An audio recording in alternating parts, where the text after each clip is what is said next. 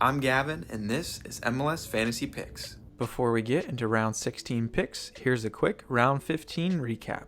A big week for me this week. I ended with 218 points for round 15. I had a week rank of 64, and my overall rank is now 34. My budget increased from $159.9 million to $164.9 million. What went right? A lot for once. I pivoted to Benteke after Carranza was out. I figured lots of managers would fade him after the 0, and that pick paid off. He's boom or bust, so I was glad he hit for at least one of the games. Forsberg was also the play over Morgan. I got pretty lucky on that one. And what went wrong? I can really only say that Zimmerman. He got me one clean sheet. So overall, I was pretty happy with the week. Let's take a look at the MLS Fantasy Picks leagues. Looking at the MLS Fantasy Picks Open League, shout out to Slobberdogs with 222 points.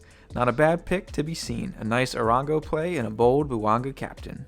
And looking at the head-to-head league, it's still the same three teams fighting for the top spot with 45 points. Let's see if we can break it. All right, time to get into round 16. So big call out for this week is the international break. So there's a lot of players out on the international break, as well as my next line, lots of teams out this week. So I will have a link to the MLS article outlining all of the players who are out on international break, as they'll be a big part of this MLS Fantasy Week. Also, as I mentioned, there are a lot of teams on bye. It's easier to call out who is actually playing this week than who is not. And then last, as always, injuries, reds, yellow cards, just be sure to keep an eye out on the MLS disciplinary summary. They usually share that out the day before, I believe, games are played. All right, so let's get into the teams that are playing this week. So as I said before, it's probably easiest to go through which teams are actually playing. So I thought it'd be fun to go through each matchup before I get into player picks and just give you a visual to see, who's out on each team, as who's out is just as important as who's in this week. Because you may notice, at least for the Minnesota game, you might be favoring Dallas because Minnesota are missing so many players. Anyway, let's look at the Revolution versus the Red Bull.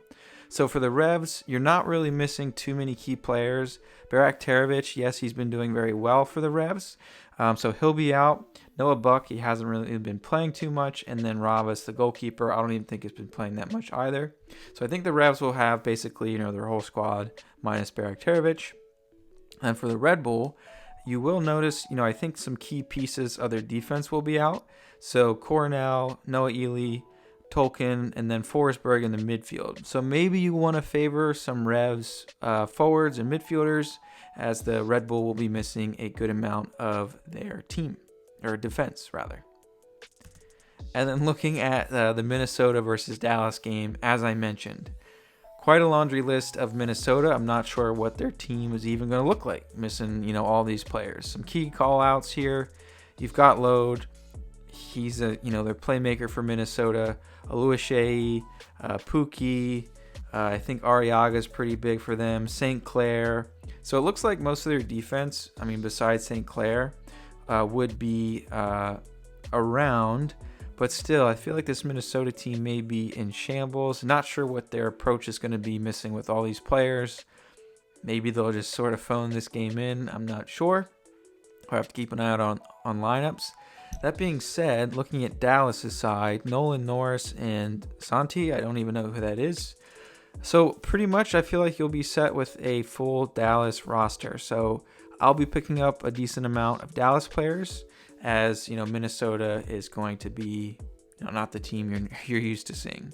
And then another fun matchup is Sporting Kansas City versus the Sounders. Sporting Kansas City, no surprise, not a lot of guys being called up to the international window. They haven't been too great this year, and I still probably won't be looking at this team. I don't even know if I have anyone on my roster right now from KC. Either way, the Sounders they aren't missing a lot of players as well. Hawkins, I don't think, is a starter. And then Nuhu, normally a starter, but I feel like, the Sounders have some depth in the defense. So Sounders could be a good option this week, not missing a lot of players. And then the last matchup of the week, you've got St. Louis versus Portland. So St. Louis, not missing a lot of players. I'll probably be targeting them as well this week. And then in terms of Portland, they're missing their starting keeper, Crepeau, though they are fine with their backup, and then Araujo and Miller. So missing a couple guys in the defense. I'm expecting goals in this game. But yeah, I thought this would be a helpful way just to visualize, who's not going to be in the starting lineup.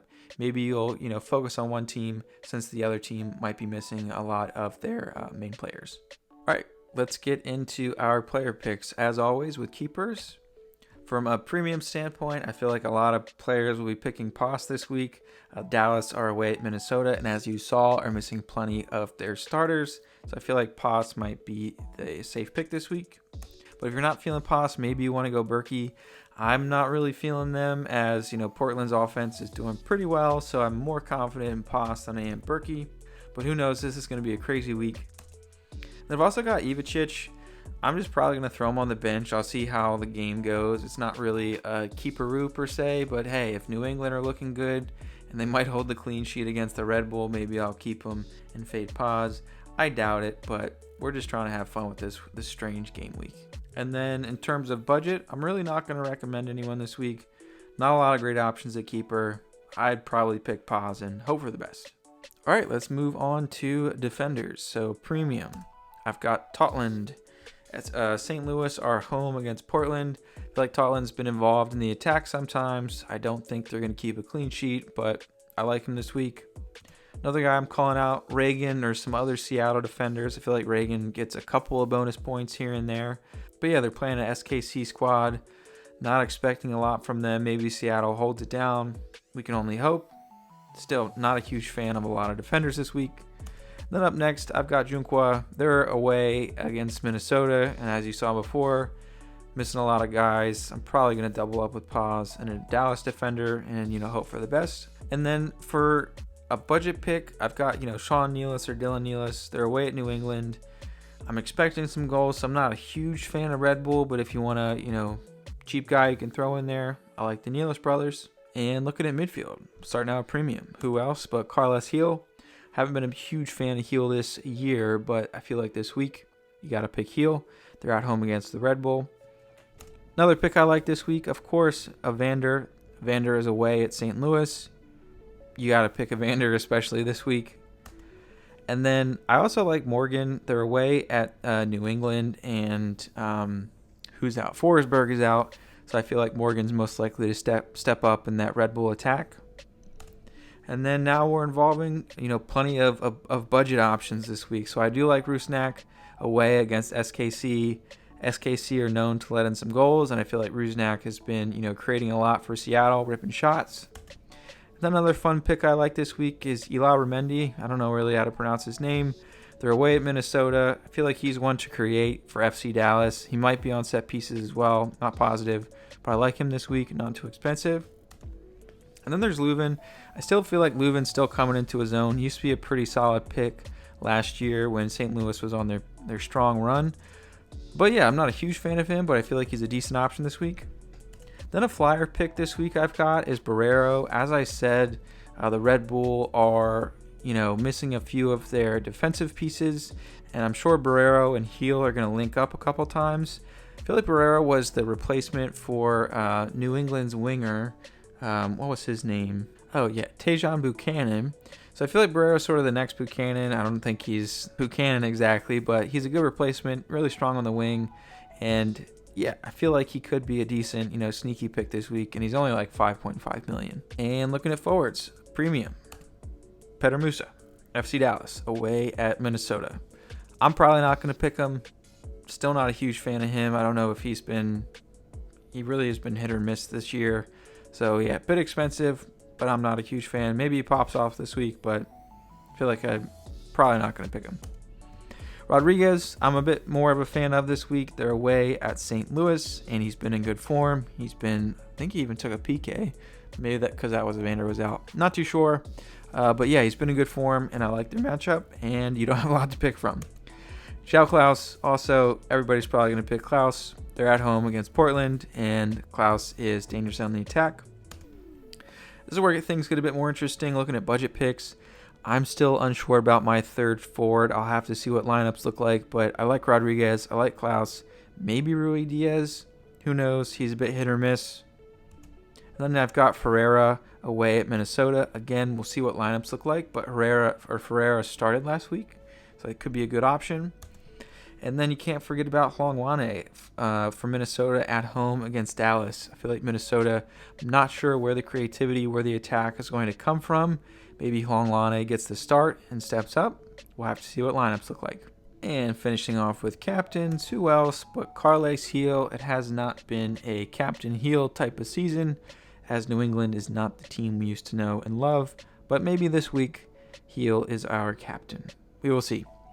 I also like Evander. I'm probably leaning myself a bit more to Evander due to his consistency and a bit more options around him. And then if you want a fun pick, Shao Klaus. Maybe he pops off this week. Who knows? But I'm more of a midfield captain kind of guy myself. All right, so that wraps up this strange, fun international break week of round 16. I hope this was helpful. It will be an interesting week. Be sure to keep an eye out on lineups, call-ups, all that fun stuff. It's going to be a strange one. A lot of the same picks, I'm sure, but there could be some sneaky picks thrown in there as well. So, yeah, let me know what you guys are thinking, who you're picking. But, yeah, good luck this week.